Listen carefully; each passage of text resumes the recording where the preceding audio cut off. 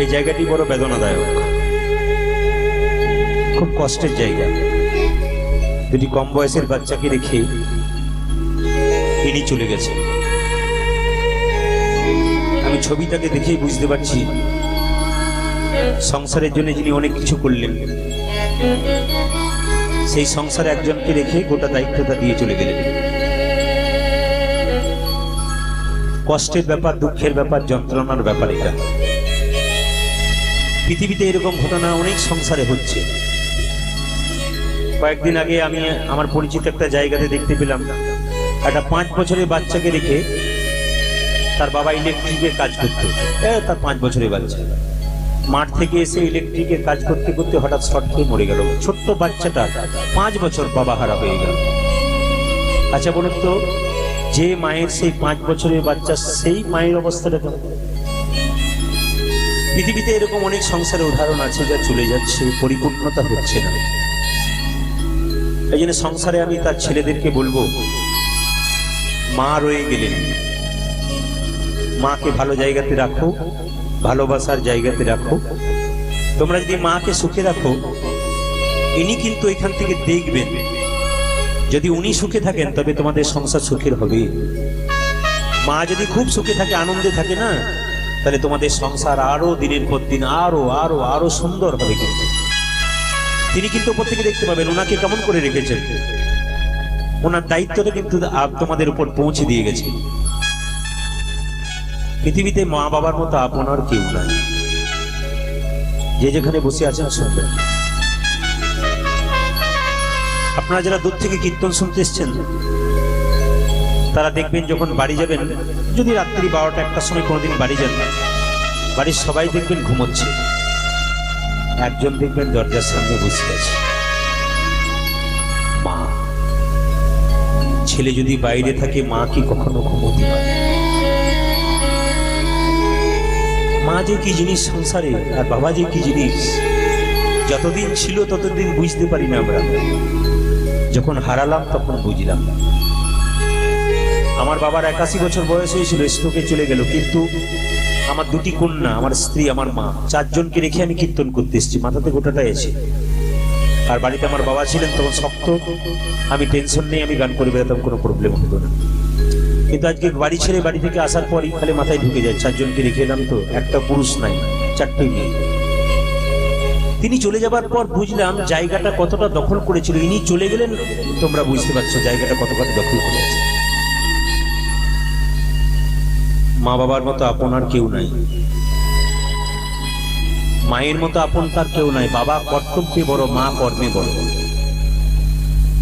মায়ের পেটে যখন বাচ্চা থাকে তখন বাড়ির সবাই ঘুমোয়,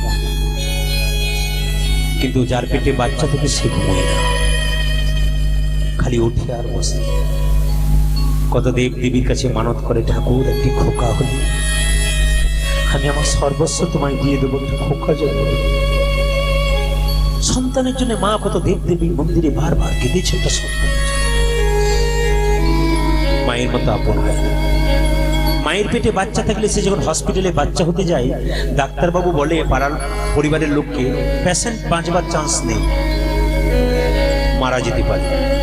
মা যখন শোনে আমি মরে যাব, তাও মৃত্যুর সঙ্গে লড়াই করতে করতে ডাক্তারবাবু ইশারা করে ডেকে বলে, ডাক্তারবাবু আমি যদি মরে যাই, মরে যাব মৃত্যুর আগে, আমার খোকাকে দেখে এবার মরতে পারবো।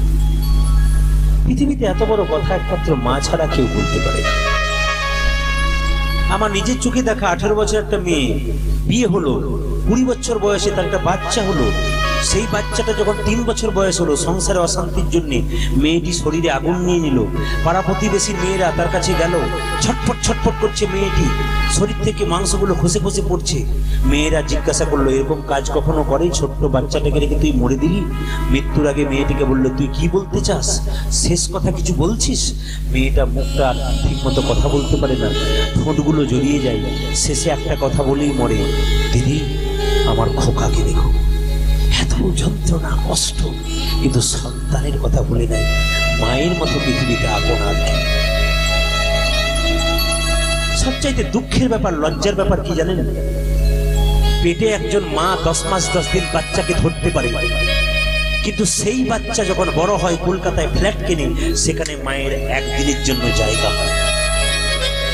একটা মায়ের পেটে একটা বাচ্চা 10 মাস 10 দিন জায়গা হলো, সেই বাচ্চা বড় হয়ে কলকাতায় ফ্ল্যাট কিনলো, সেখানে মায়ের জায়গা হলো না। এটাই সবচেয়ে লজ্জা। কি হবে কীর্তন শুনে যদি আমরা এই জায়গাটা ঠিক করতে না পারি? কি হবে কীর্তন শুনে যদি আমরা মানুষ হতে না পারলাম? কি হবে কীর্তন শুনে যদি আমাদের বিবেক তৈরি না হলো? কি হবে কীর্তন শুনে যদি আমাদের মনুষ্যত্ব তৈরি না হলো? কীর্তন এইটাই যে জায়গাতে মনুষ্যত্ব তৈরি করে, বিবেক তৈরি করে, মানুষকে জাগিয়ে দেয়। আমাদের কি করা উচিত? ওই জন্য মা কাঁদাবেন না। আপনাদের ছোট কথা বলে যাই, কম বয়সের মেয়ে বিয়ে হবার পর আপনি যদি মনে করেন শ্বশুর শাশুড়ি আমার বোঝা, আপনি ভুল করছেন। আপনি শিক্ষিত হলে আপনাকে একদিন ঠকতে হবে। আপনি কোন জায়গায় ঠকবেন তাও শিখিয়ে দিয়ে যায়।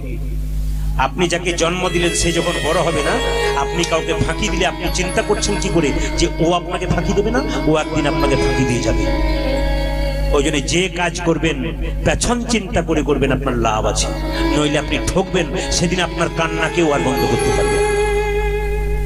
আপনি কাউকে কাঁদালে আপনি কাঁদবেন, আপনি তৈরি হয়ে থাকবেন। কথাগুলো ছেঁকার মতো লাগতে পারে, কিন্তু এখন হয়তো কম বয়সে যৌবন আছে, রক্তের গরম আছে, বুঝতে পারছি না। রক্ত গরম শেষ হলে নিতাই গৌর।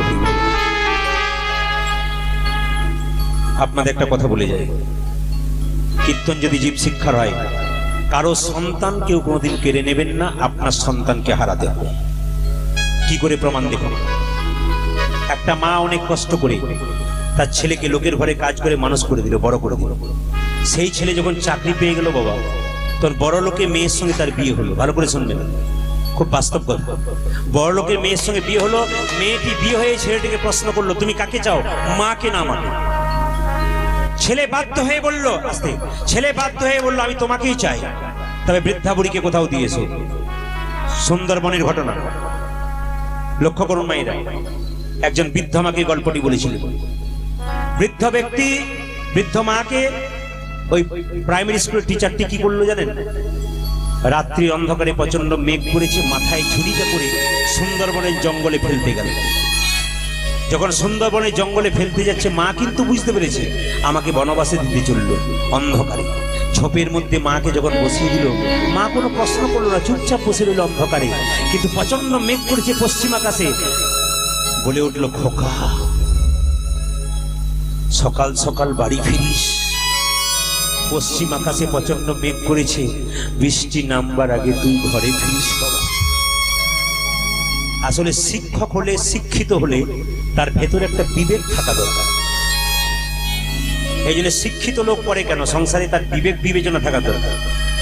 কলেজে স্কুলে পড়াশোনা করলে পড়াশোনার কোনো দাম নাই যদি তুমি মানুষকে ভালোবাসতে না পারবে। পড়াশোনার কোনো দাম নাই যে সংসারটাকে ভালোবাসতে পারলে। পড়াশোনার কোনো দাম নাই সংসারটাকে সুন্দর করে সাজাতে না পারলে। তুমি যদি স্বার্থপরের মতো কোনো কাজ করো, তোমাকে ঠকতে হবে। তুমি তৈরি হয়ে থাকো। এই জন্য জাগিয়ে নাও ভেতরটাকে, আমি কি করতে যাচ্ছি। যখন বললো খোকা তুই বাড়ি ফিরিস সকাল সকাল, ভেতরে চেতনা জেগে গেল। শিক্ষিত ব্যক্তিত্ব স্কুলের শিক্ষক সঙ্গে সঙ্গে চেতনা জেগে মাকে ঝুড়িতে করে নিয়ে এসে বললো, মা তোমায় ঘরে রাখার জায়গা না হলে কি হবে, তোমাকে পাশে একটা রুম করে দেবো। গাছের নিচে একটা ছোট্ট কুঁড়ে ঘর করে দিল। ওই কুঁড়ে ঘরে বসে বসে মা প্রত্যেক দিন সন্তানের সঙ্গে কথা বলে। হঠাৎ একদিন তার পুত্রবধূর একটি সন্তান হলো, কিন্তু কোনোদিন কোলে নিতে পায় না।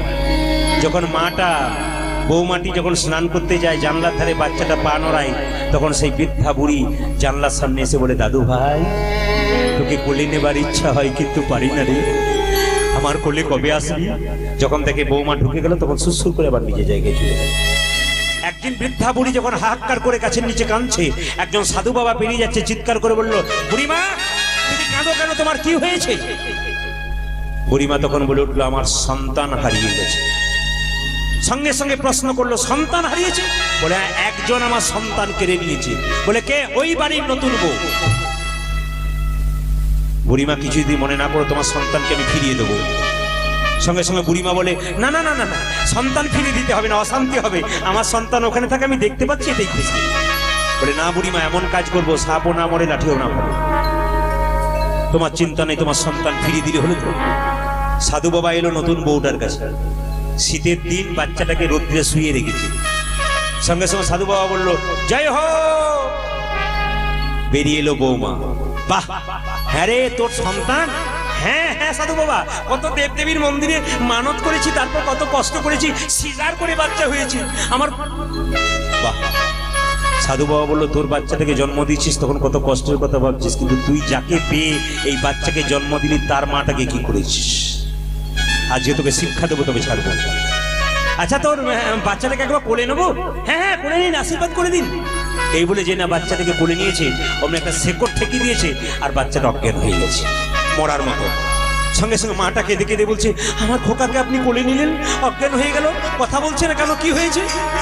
সাধু বাবা বললো কিচ্ছু হয়নি, তোর ছেলে ফিরবে, একটা সত্য কথা বললো। কি? তুই কি কারো ছেলে কেড়ে নিয়েছিস? না তো। ভেবে দেখ, কেড়ে নিয়েছিস না তো? কেড়ে নিয়েছিস না তো? বল ভালো করে, কেড়ে নিয়েছিস?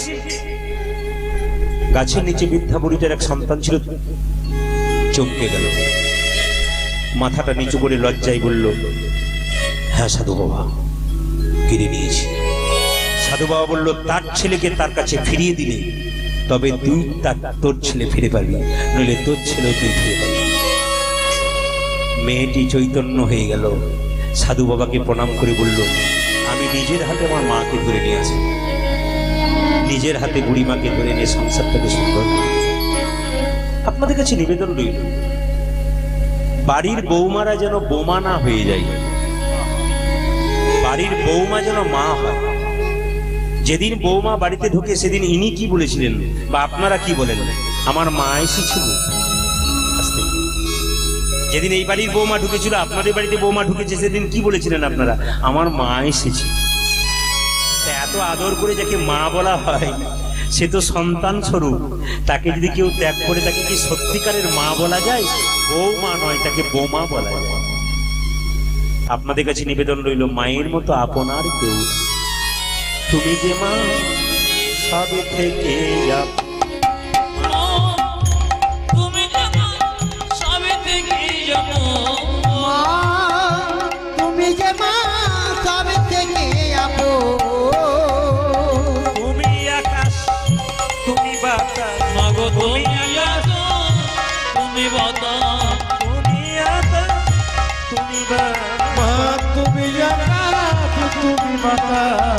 তুমি যে ভগবান, তুমি যে মা সব থেকে মা, তুমি যে মা সব থেকে আপন মা, তুমি যে মা সব থেকে আপন। আমি যার বাড়িতে এসেছি কীর্তন করতে, আমি প্রথমে বললাম শেষেও বলবো বিশাখার জন্য এসেছি। আর বিশাখার বাবা মা আমার খুব পরিচিত, আমি আগে বললাম খুব ভালো কীর্তনিয়া। ওরাও কিন্তু একসঙ্গে বাবা মাকে হারিয়েছিল, একই সঙ্গে প্রায় কাছাকাছি। খুব কষ্ট পেয়েছিল সেদিন আমি কীর্তন করে এসেছিলাম, কিন্তু খুব কষ্ট পেয়েছিলাম। আজও কষ্ট পেলাম, দুটি সন্তানের মুখ চেয়ে তারাও বাবা হারালো। আপনাদের কাছে নিবেদন, যদি বাবা চলে যায় মাকে ভালো করে রাখো। আমাকে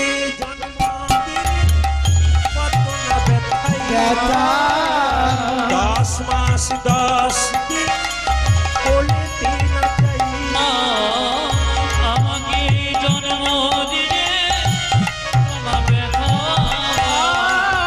10 মাস 10 দিন গর্ভে লো, আমাকে জন্ম দিলে মা কত না ব্যথা।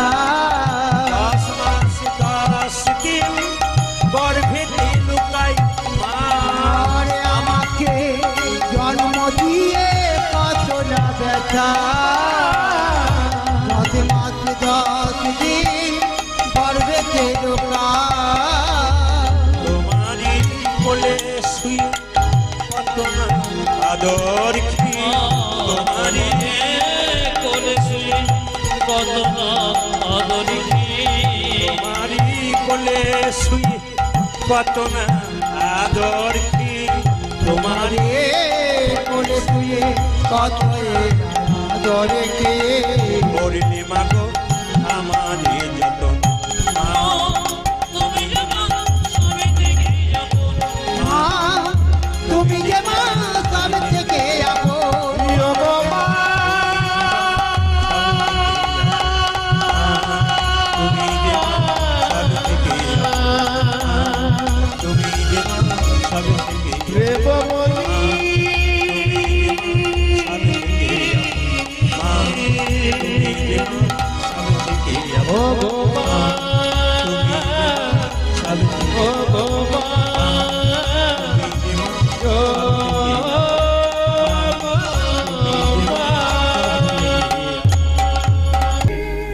এখানে মায়েদের কাছে প্রশ্ন, ফাঁকির জিনিস ফাঁকিতেই যাই তো নাকি? জোরে বলুন হ্যাঁ না না। চুরির জিনিস চুরিতেই যায়? একটু মহাভারতের দিকে যায়, বাস্তব প্রমাণ নিয়ে। আচ্ছা, আপনাদের এখানে গরুর হাট কোথায়? বেলডাঙ্গা। আচ্ছা, একটু মহাভারতের দিকে যাই, বাস্তব প্রমাণ নিয়ে। আপনাদের এখানে গরুর হাট হচ্ছে বেলডাঙ্গা, তাই তো? তো আপনাদের এই শ্যামসুন্দরপুরের পাশ দিয়ে একজন লোক ঘোড়াকে চুরি করে বেলডাঙ্গার হাটে বিক্রি করতে যাচ্ছে। তো এখানকার একজন লোক বলছে, "এই দাদা, এই ঘোড়ার দাম কত?" একে তো চুরি করা ঘোড়া, সে বলে কি 10,000 টাকা। শ্যামসুন্দরপুরের লোকটা বলল, কেন 5-এ হবে না? বলে না, 10ই চাই। ও বেটা বেলডাঙ্গার হাটে গিয়ে দাঁড়ালো বিক্রি করবার জন্য চোর ঘোড়াটাকে। সেখানে একজন ছিল, চোরের উপরে একজন থাকে, তার নাম কি? বাহ, আপনারা বেশ ভালোই বলছেন। চোরের উপর বাটপাত থাকে। সে বলছে, ও দাদা, এই যে ঘোড়ার দাম কত? সঙ্গে সঙ্গে চোরটা বলছে 10,000। তখন বাটপার বলছে, লিকে ঘোড়া বেটা ছুটতে পারে না 10,000। চোরটা বলছে, চোরটা বলছে, একবার চেপে দেখো কেমন ছোটে। তখন বাটপারটা বলছে, ওইটাই তো চাইছে, এমন চাপবো বেটা ফিরবই না। এখন বলছে, টাকা তো আমার কাছে নাই ভাই, আমার ফুটো জুতোগুলো আছে, তোমাকে দিলাম, এই জুতো দুটো রাখো, যাবো আর এই 1 ঘন্টা পরে আসবো। ওই যে বাটপার সকাল 9টায় ছাপলো, বিকেল 4টা হলো, বেটার ফিরলই না। মেয়েরা এই দিকে তাকাবেন। যখন ঘোড়া চোর মনের দুঃখে শ্যামসুন্দরপুরের রাস্তা দিয়ে যাচ্ছে ফুটো জুতো হাতে নিয়ে, শ্যামসুন্দরপুরের লোকটা যে সকালে জিজ্ঞেস করেছে, সে আবার দেখতে পেলো, দাদা ঘোড়া বিক্রি হলো? বলছে হলো। বলে কত দামে হলো? বলে যে দামে কিনলাম সেই দামে বেচলাম। তার মানে কি চুরির মাল? মানে যে দামে কিনলাম সেই দামে। চুরির জিনিস চুরিতে যায়, ফাঁকির জিনিস ফাঁকিতে যায়। চুরি করেছিল গান্ধারী। গান্ধারী 100 ছেলে চুরি করেছিল মা। কার কাছে? দুর্বাসা মুনির কাছে। মন দিয়ে শুনবেন। একবার দুর্বাসা মুনি কুন্তির কাছে এসে বলেছিল, মা তোমার কাছে পরমান্ন খাবো। একজন মা জোরে বলুন তো, পরমান্ন মানে কি?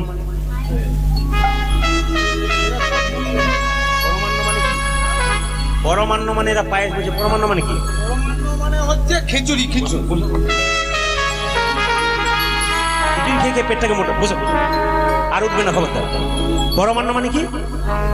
এর কথা শুনবেন না, খিচুড়ি বলছি। আচ্ছা, মায়েরা বললো পরমান্ন খাবো, কিন্তু 100টা থালাতে করতে হবে, 99 থালা হলে হবে না। দুর্বাসা মুনি স্নান করে এলো, এসে বলছে, কুন্তি 99টা সোনার পাত্র দেখলাম, 100টা কই? কুন্তি বললো, আমি 100টা, 100টা পূর্ণ করে দিই। বলে কি করে? আমার দিকে তাকান। গরম পায়েসটা হাঁড়িতে ছিল, বুকের জামাটা খুলে গরম পায়েসটা ঢেলে নিল। মুনিবর 100 পাত্র পূরণ হলো। কি করে? শাস্ত্রে শুনেছি হৃদয়টা একটা পাত্র। মা ধীরে ধীরে, মা গরম পায়েসটা তোমার বুকের মধ্যে ঢেলে নিলে, তোমার বুকে লাগছে না? কুন্তি বলে উঠল, মুনিবর সাধুগুরু বৈষ্ণবের মুখে শুনেছি যে এখানে ভগবান লাগে, তো ভগবানের লাগবে, তাতে আমার কি? কত বিশ্বাস দেখো। এরকম বিশ্বাস নেই, কীর্তন শুনলে আপনি গোবিন্দ চরণ পেয়ে যাবেন। আমাদের আসল বিশ্বাসটাই নাই, আর ধৈর্যটা নাই, এই জন্য কীর্তনে আমাদের কোনো কিছু হয় না। বাহ, খুশি হলাম, তুমি স্নান করেছো, বর দেবো। কুন্তি যখন স্নান করতে গেল, গান্ধারী তখন কুন্তির রূপ ধারণ করে এসে বলছে, মণিবর আমায় বর দিন। সঙ্গে সঙ্গে গান্ধারীকে কুন্তি ভেবে দুর্বাসা মুনি চিৎকার করে বলল, তুমি শতপুত্রের জননী হও, তুমি শতপুত্রের জননী হও। গান্ধারী ভাবলো বাজিমাত করে দিলাম, শতপুত্রের জননী হও বলে আনন্দে চলে গেল। আসল কুন্তি স্নান করে এসে বলল, মুনিবর আমায় বর দিন। মুনিবর বললো, এই তো বর দিলাম, আমি ছিলাম না। ধ্যান যোগে দেখলো গান্ধারী 100 ছেলে চুরি করেছে, অভিশাপ দিল। আশীর্বাদ একদিকে কুন্তিকে দিল, অভিশাপটা পড়লো কার উপরে? গান্ধারী। কুন্তি, তোমাকে আশীর্বাদ দিলাম, তুমি পঞ্চপুত্রের জননী হও। পঞ্চপুত্রের জননী যে শতপুত্র চুরি করলো তাকে অভিশাপ দেব, তোমার পঞ্চপুত্রে ওর শতপুত্র বিনষ্ট হবে। শতপুত্রে বিনষ্ট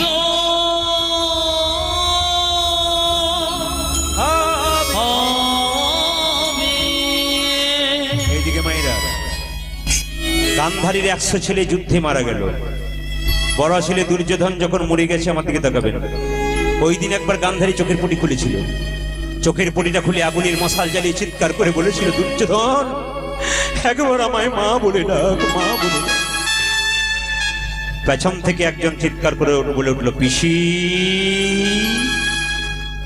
আপনার একজন বলুন কে? এর থেকে প্রমাণ হয়ে গেল আপনারা কীর্তন মন দিয়ে শুনছেন।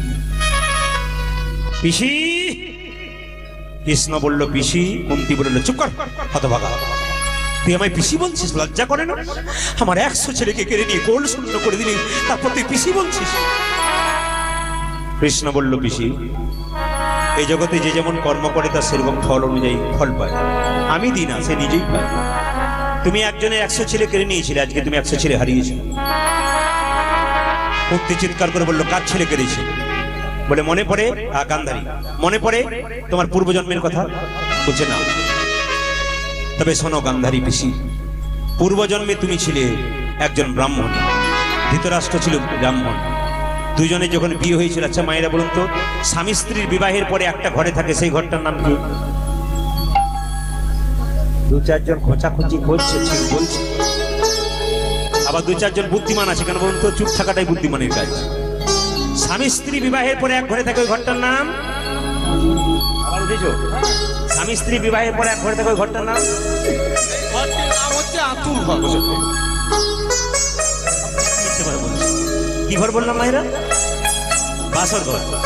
এই বাসর ঘরে যখন স্বামী স্ত্রীতে বসে আছে, সঙ্গে সঙ্গে গান্ধারী বলে উঠলো ব্রাহ্মণী রূপে, স্বামী বাড়িতে কত মাকড়সার জাল নামিয়ে দাও। যেই না ধৃতরাষ্ট্র ব্রাহ্মণ রূপে মাকড়সার জলটা নামিয়েছে, ওর মধ্যে 100টা ডিম ছিল। আর 100টা ডিমকে গান্ধারী কি করেছে দেখুন, ব্রাহ্মণী রূপে পায়ে করে 100টা ডিমকে থেতলে দিয়েছে। 100টা ডিম নষ্ট হয়ে গেছে। ডিমগুলোর মা দেওয়াল থেকে কেঁদে কেঁদে বলল, হে জগন্নাথ, হে জগতের নাথ, তুমি জগতের নাথ। বিচার করো, বিচার করো, বিচার বিচার করো। আচ্ছা বলুন তো, জগন্নাথের চোখগুলো গোল না পটল চেরা? কোনটা?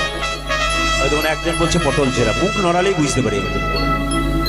জগন্নাথের চোখ গোল কেন, পটল চেরা হলো না কেন? কৃষ্ণের বিচার এদিক ওদিক হয়।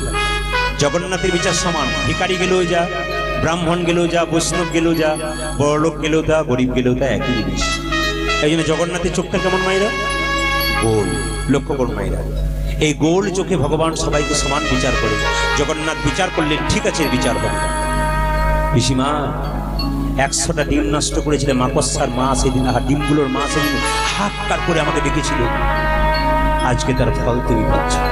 কাঁদালে কাঁদিতে হয়, কাঁদিতে গো, এ কথাটা মিথ্যে এ নয়। কথা তো মিথ্যা নয়। যে যেমন কর্ম করে তার কর্ম অনুযায়ী ফল হয়। কর্ম অনুযায়ী ফল হয়। বিন্দেদুতি বলে উঠলো, তুমি আমায় চিনতে পেরেছো? বলে, হ্যাঁ। গোবিন্দ বলল, বলো বিন্দে, বৃন্দাবনের কে কেমন আছে? তার আগে প্রশ্ন করলো বিন্দেদুতি, আচ্ছা গোবিন্দ, তুমি যে বললে আজ যাব কাল ফিরে আসবো, এলে না কেন? গোবিন্দের হিসাবটা দেখুন। বলছে, কি করে যাব? বলে, কেন? বলছে, 5ই পঞ্চগুণ সিন্ধু তাহে বিন্দু পুন, এক তিথি হরে নিল শ্যাম, আসি বলে যা হলো পুন নাহি আওলো, পড়িয়া রহিল বাঁকা শ্যাম। বিন্দে বললো, বুঝতে পারলাম না। গোবিন্দ বলল, বুঝিয়ে দিই। 5ই পঞ্চগুণ, 5কে 5 দিয়ে গুণ করলে কত হয় মায়েরা? 25। সিন্ধু তাহে বিন্দু পুন, সিন্ধু মানে কত? 7। তার পেছনে বিন্দু দিলে কত হয়? 70। 70 আর 25-এ কত হয়? 95। এক তিথি হরে নিল শ্যাম, 15 দিন অন্ধকার নাই? এক তিথি অন্ধকার মানে 15 দিন মাইনাস গেল, তাহলে 95 থেকে 15 বাদ দিলে কত হয়? 80। আমরা একা যাই আর একাই আসি, একা যায় একাই আসি, একা যাই আর একাই আসি। আর একা যাই আর একাই আসি। কেউ তো যাবে না গো, একা যাই আর একাই আসি।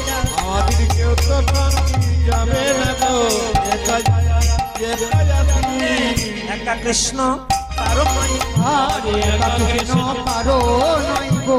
যেই ডাকে হয় গো একা কৃষ্ণ কারো নাই গো। আজ যে ডাকিছি তারে হয় গো একা কৃষ্ণ কারণ গো যেই ডাকি তার হয় গো একা কৃষ্ণ কারো নাই গো। যদি যেই ডাকি তারি হইল কৃষ্ণ কারো নাই গো। যেই ডাকে তারি হইল আমি যেই ডাকি তারি হইল আজ একা কৃষ্ণ কারণ গো বাবা একা কৃষ্ণ কারো নয়, সবাই মিলে বলুন রাধা কৃষ্ণ কি, শ্যাম সুন্দর কি, মদন মোহন কি। এবার শেষ করব কি? আচ্ছা বেশ ঠিক আছে, এবার বলে রাখি মায়েরা, ভগবান কি বললেন এই জগতে একা যায় একা আসি। এই যে ইনি চলে গেছেন, ইনার সঙ্গে কেউ গেছেন? জোরে বলুন। আপনার সঙ্গে কেউ যাবে? আপনি ভাবেন আমার স্বামী আমাকে খুব ভালোবাসে, মাথা খারাপ, একবারই না। অনেকে ভাবছে স্বামী স্ত্রী ফাটল ধরাচ্ছেন, না না তা নয়। এদিকে তাকান, যদি কেউ বাইরে মরে যায় অ্যাক্সিডেন্টে, তাকে বাড়ি ঢোকায়? জোরে বলুন হ্যাঁ না না। কাকে ভালোবাসে? কাকে ভালোবাসে? দেহের মধ্যে যে প্রাণ আছে ভগবান ওকে ভালোবাসে। ও যতক্ষণ দেহে ততক্ষণ ভালোবাসাবাসি, এইটা থেকে বেরিয়ে গেলে নিতাই গৌর হরি বল, তখন ওটা কি হয়ে যায়? মরা হয়ে যায়। আমার দিকে তাকাবেন, বড় যুক্তিপূর্ণ উত্তর। আস্তে, এটা থেকে বেরিয়ে, যেমন দেখবেন টিভি দেখছেন, টিভিতে সিরিয়াল দেখছেন, খুব ভালো সিরিয়াল হচ্ছে, হঠাৎ কারেন্টটা চলে গেল, আপনার কি মনে হবে? ছুঁড়ে মারি কিছু দিয়ে। টিভি ফ্রিজ লাখ টাকা দাম হতে পারে, কারেন্ট চলে গেলে ওটা যেমন ফাঁকা বাক্সের মতো পড়ে থাকে। দেখো টিভি থেকে কারেন্ট চলে গেলে ওটাও ফাঁকা বাক্সের মতো পড়ে থাকে। ওই টিভি ফ্রিজ থেকে কারেন্ট চলে গেলে আবার কারেন্ট আসার সুযোগ আছে ভাই। এই দেহ থেকে কারেন্ট চলে গেলে আর সুযোগ নেই। আপনাদের কাছে নিবেদন, এই জগতে কেউ কারণ ওই প্রমাণটা দেখে নিন, আমার দিকে তাকান। প্রমাণটা কি বলুন তো? একবার বিবেকানন্দ আমেরিকা গিয়েছিল। আমেরিকাতে নিয়ম আছে, আমাদের যেমন কেউ মরে গেলে শ্মশানে পোড়ায়, আমেরিকাতে নিয়ম আছে কেউ মরে গেলে তাকে কবর দেওয়া হয় মুসলমানদের মতো। তো আমেরিকাতে যখন বিবেকানন্দ রাস্তা দিয়ে বেরোচ্ছেন, তখন দেখছে একটা মেয়ে, তার স্বামী মারা গেছে আর কালকে, আর কবরের ওপরে সে কি করছে? জোরে জোরে পাখা দিয়ে হাওয়া করছে।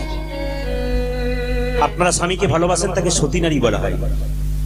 কিন্তু বিবেকানন্দ দেখতে পেল, কালকে স্বামী মারা গেছে আর কাঁচা কবরে মেয়েটা প্রাণপণে হাওয়া দিচ্ছে, একবার জোর। কেউ বলছে এইদিকে তাকাও, তাকাচ্ছে না, জোরে জোরে হাওয়া দিচ্ছে।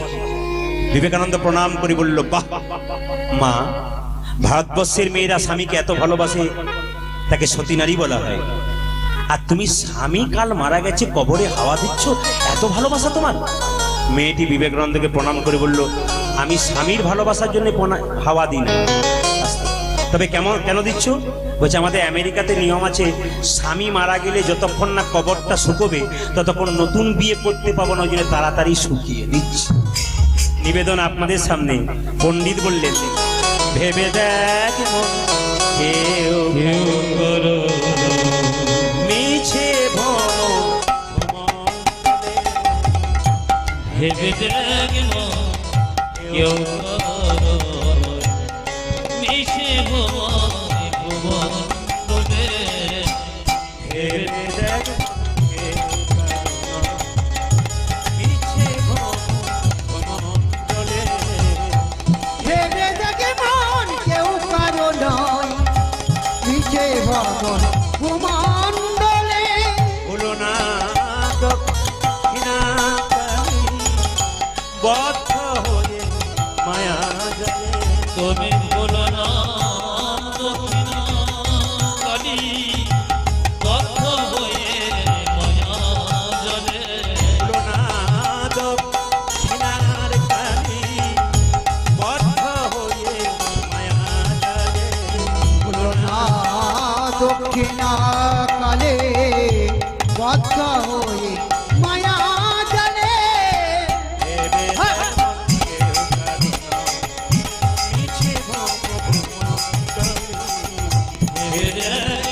কেউ কারো নয়, মিছে যার জন্য মারা ভেবে, সে কি তোমার জন্য যার জন্য মন ভেবে ওরে বাবা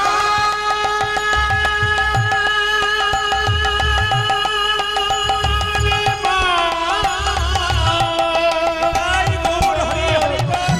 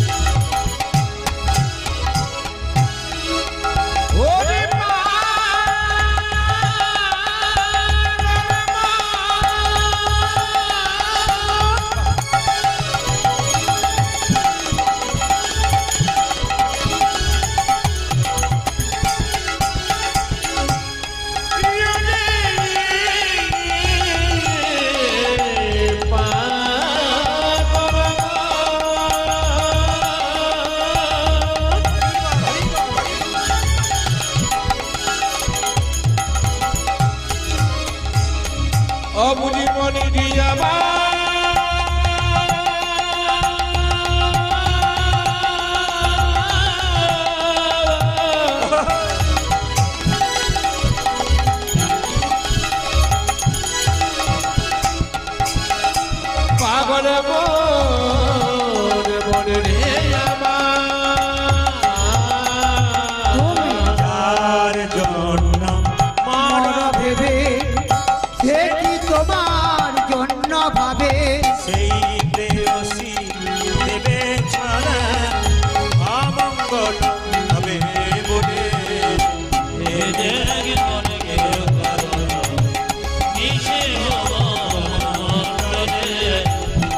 দেখে মন কেউ কারো নয় নিজে ভূমণ্ডলে ভেবে দেখে মন কেউ কারো নয়। এইদিকে মাইরা ভগবান জিজ্ঞাসা করলো বিন্দে বলো বলো বৃন্দাবনের কে কেমন আছে?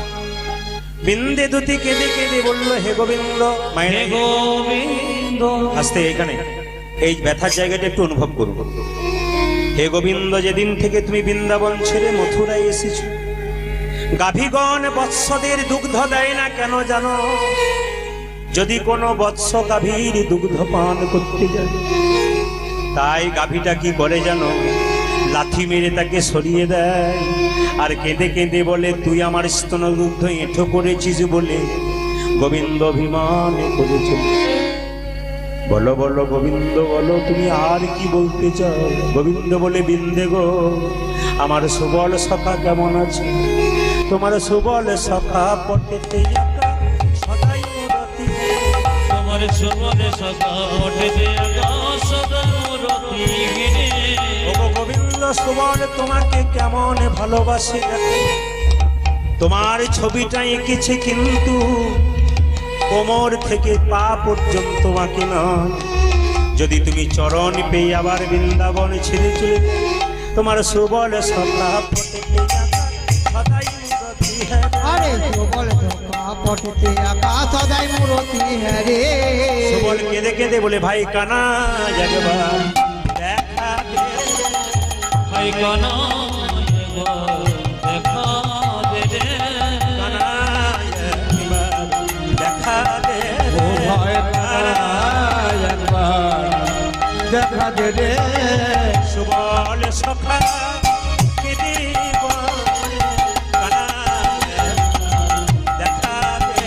আজ সুবল সখা কেঁদে বলে কানা একবার আজ সবল সখা কেঁদে বলে আজ সবল সখা কেঁদে বলে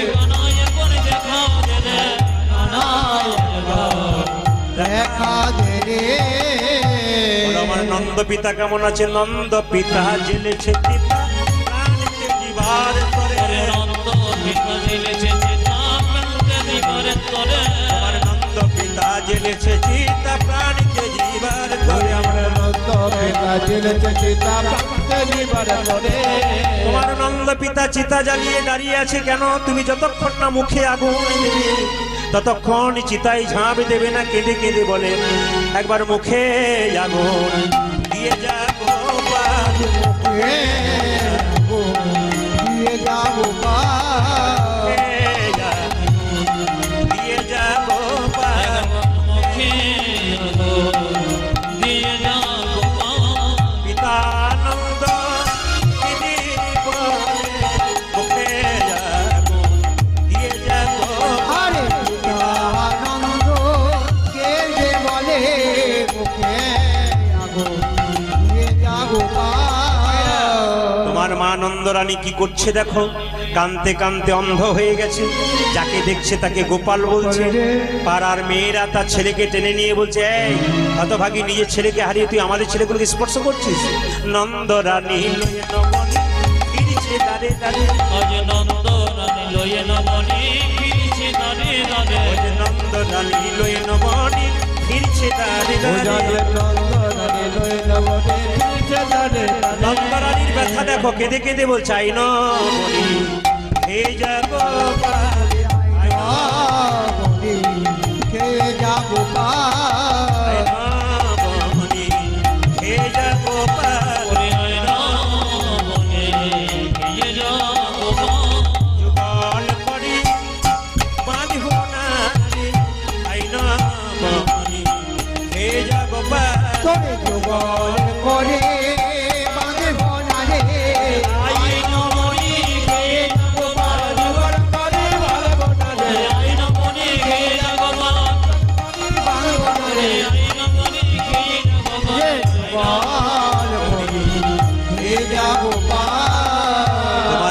অবস্থা কি জানো? কেঁদে কেঁদে বলছে, গোপাল রে আমাকে একবার সারা দে। কেঁদে কেঁদে কি বলছে? গোপাল রে গোবর রে সারা দে গোপাল, সারা দে।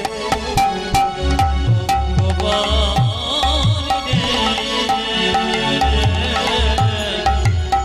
সারা সারা রে গোবর সারা রে আরে সারা দে গোপাল সারা দে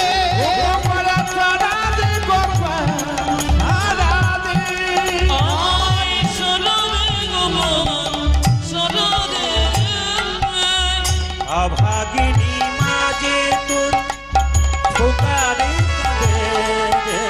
আরে অভাগিনী মাঝে তোর ফোকারি কাঁদে রে অভাগিনী মাঝে তোর ফোকারে কাঁদে। গোবর ভাগিনী মানে তো ফকরে কাঁদে সারা দে গোপাল, সারা রে সরদে গোবর সরদে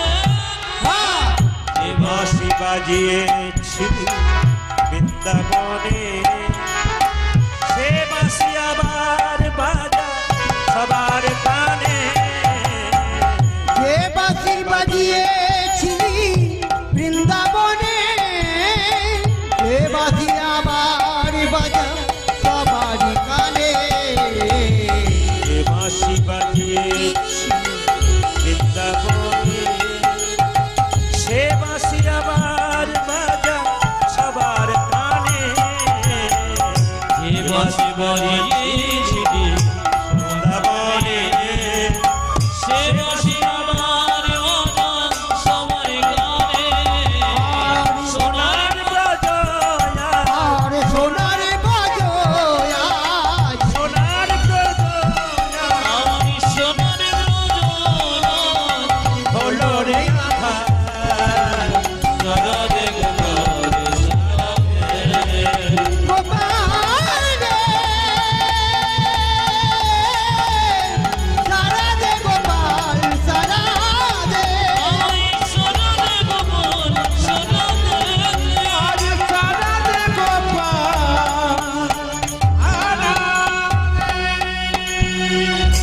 ভগবান বৃন্দাবনে এলেন কিন্তু কোনোদিনই আসেনি, ভক্তের মনোবাসনা পূর্ণ করার জন্য এলেন। পদকর্তা কি করলেন? ভগবান এলেন মায়েরা, সঙ্গে সঙ্গে বৃন্দাবনে এসে কাকে দেখা করলেন? যশোমতীকে, পিতানন্দকে, সখাগণকে। আর সবাই মিলে বলল, এসো নূপুর বাজাইয়া আহা যমুনা নাচাইয়া কৃষ্ণ কানাইয়া হরি।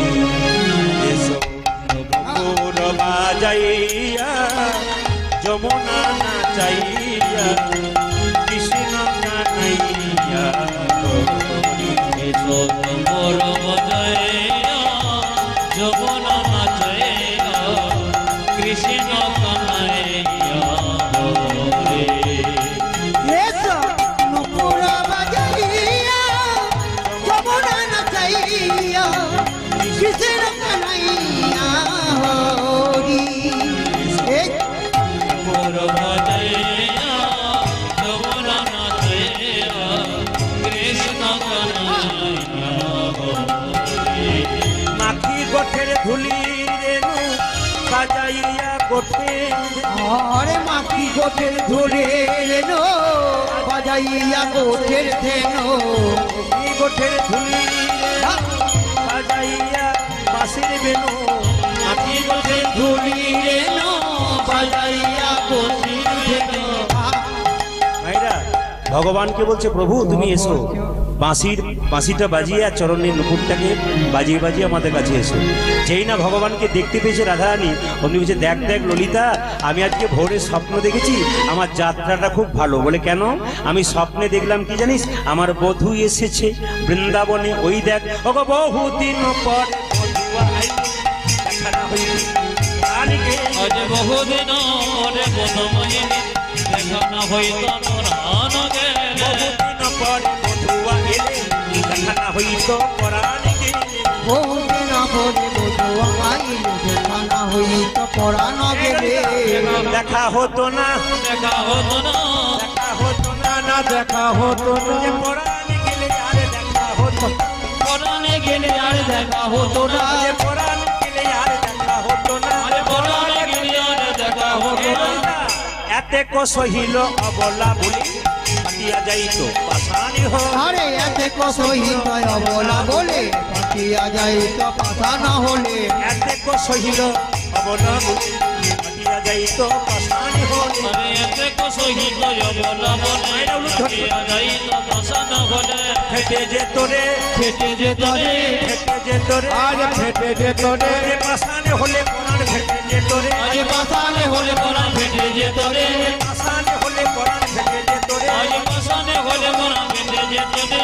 কপিলায় আসিয়া করুক গান, ময়ূরায় আসিয়া ধরুক গান। আজ কোকিলায় আসিয়া করুক গানে ময়ূরায় আসিয়া ধরু কথা পবনে উদয় হৌক চন্দ্র পবন বহুক মন্দ আমার গগন উদয় হউক জগ, গগন বহুক মন্দ মন্দ।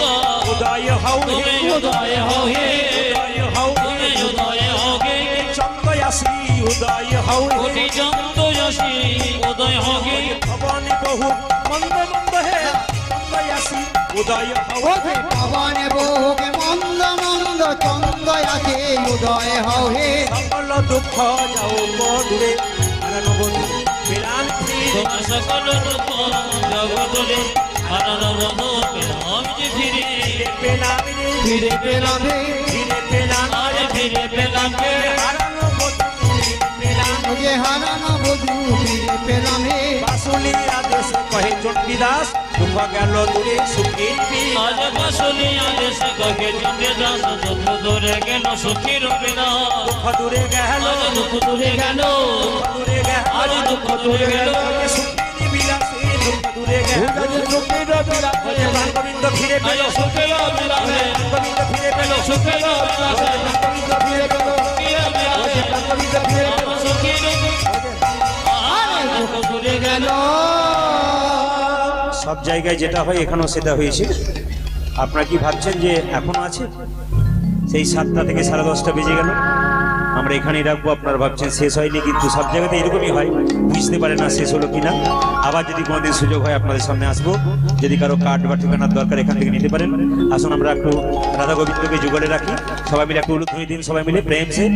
তুমি আনন্দ নবঘন শ্যাম, সুন্দর নয়ন বিরাম, চরণে শরণ নিল, ধন্য ত্রিভুবন।